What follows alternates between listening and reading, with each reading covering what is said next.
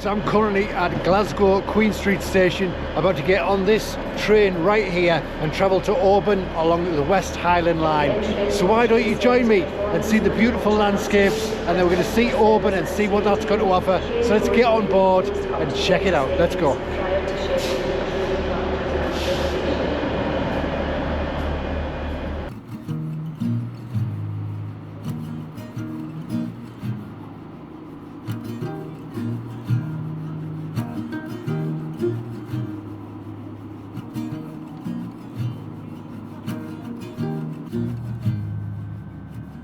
Leaving Glasgow Queen Street, one of Scotland's oldest rail termini, we quickly trade the city skyline for the open countryside. The line follows the River Clyde, once the industrial powerhouse of the British Empire. These waters launched everything from luxury liners to warships, turning Glasgow into the second city of the empire. Today, it's calm, more seabirds and shipyards, but the history still flows with the tide.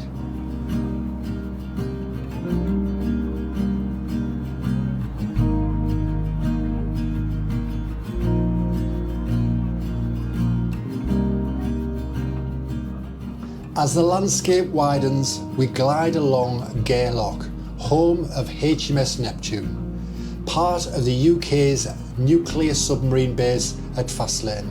Beneath this quiet stretch of water, Trident submarines patrol in utter secrecy, a peaceful view with a very serious undertone.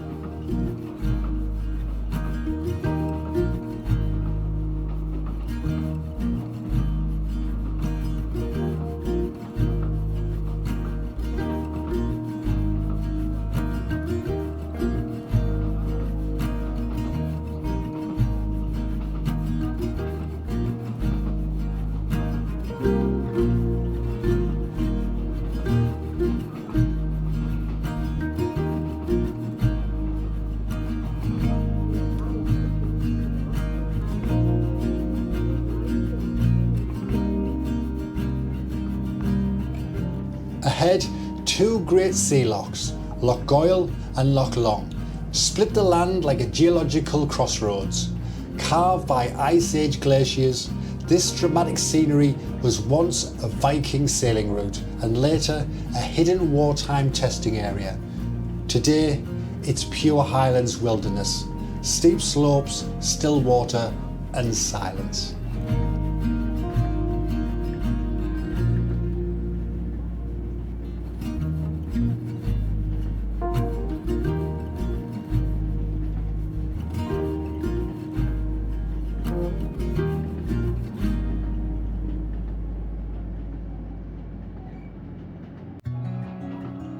On the right, the Ardgartan Hotel appears, once a grand retreat for early 20th century tourists arriving on steam trains.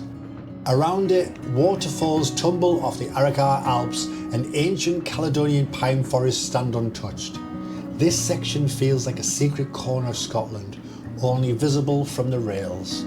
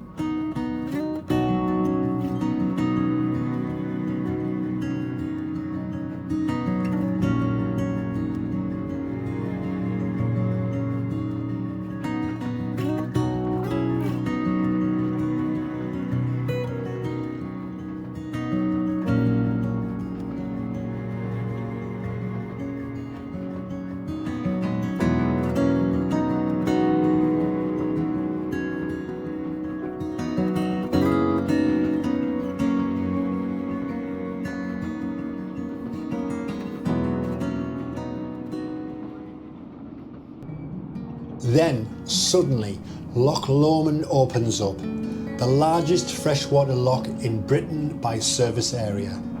This is the heart of Loch Lomond and the Trossach National Park, a landscape that inspired poets, painters, and one of the most famous melodies in the world, the bonny banks of Loch Lomond. If the clouds lift, look for the pyramid peak of Ben Lomond watching over the water. Here's a travel tip. Sit on the left-hand side of the train for the best views.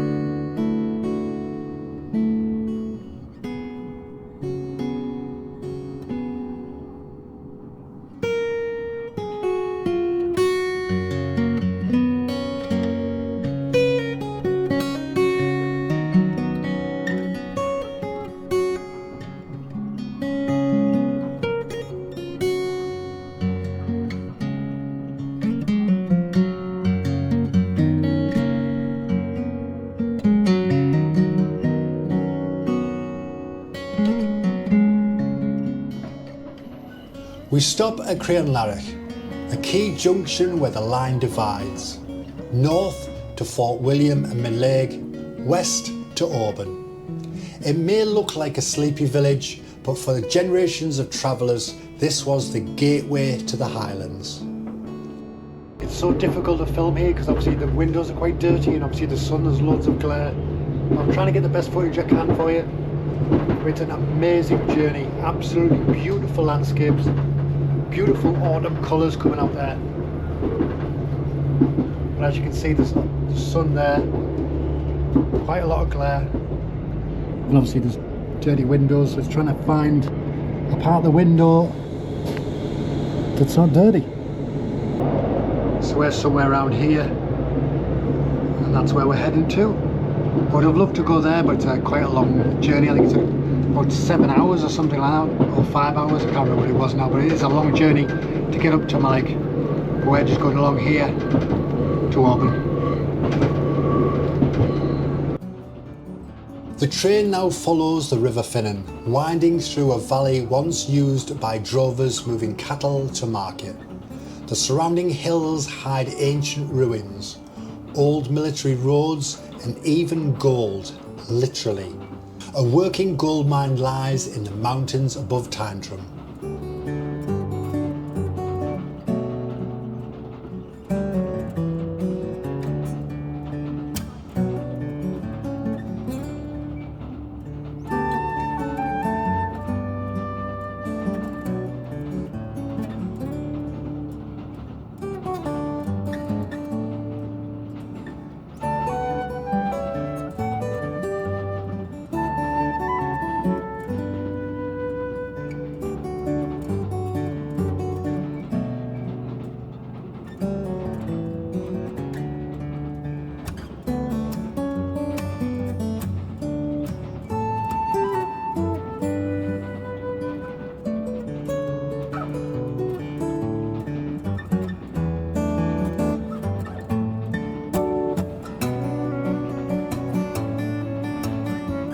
Welcome to Tyndrum Lora, one of 2 stations in the same tiny village. Proof of the rivalry between Victorian railway companies who refuse to share tracks. Today it's a rest stop for walkers on the West Highland Way, and a reminder that even remote Highland places can have surprising histories.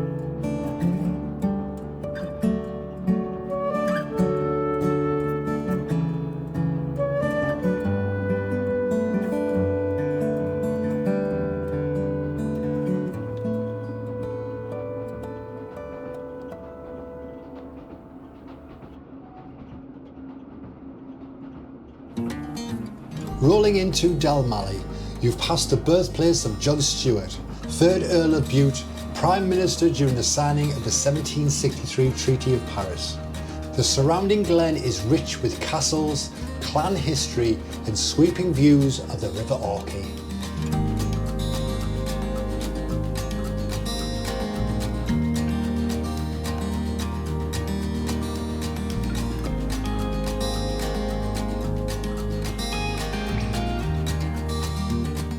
Look right, across Loch Awe is the iconic Kilchurn Castle, a 15th century stronghold of Clan Campbell.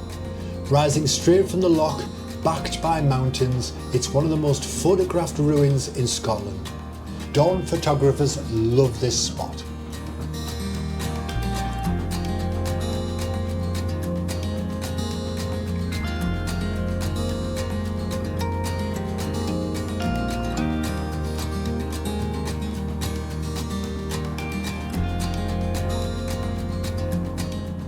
The train now skirts the River Awe, which drains Loch Awe to the sea. Listen closely and you might hear the roars of the Falls of Cruachan. Beneath the mountain overhead lies the remarkable Cruachan Power Station, a hydroelectric plant built inside the mountain itself, nicknamed the Holy Mountain.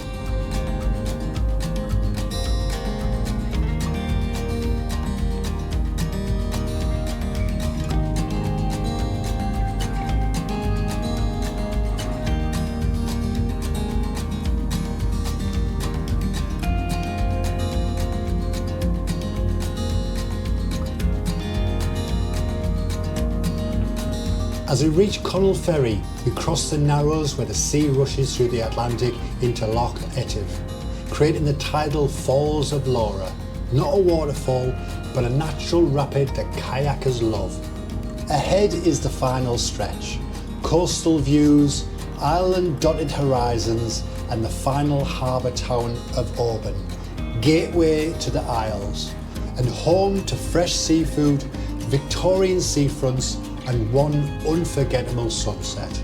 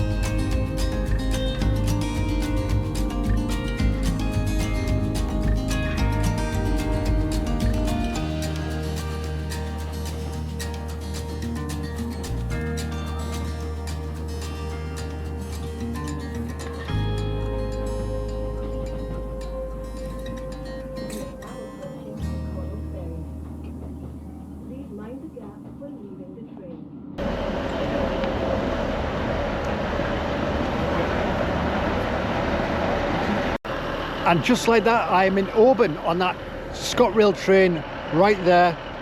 And it was a beautiful journey on that West Highland Line, seeing those autumnal scenes flying by. And I hope I did them justice on the GoPro. The windows are a bit dirty, I did try and clean them. But hopefully you've got a decent idea of what the beautiful journey is from Glasgow all the way to Oban. Now I'm going to be going into Oban and exploring that in the next video.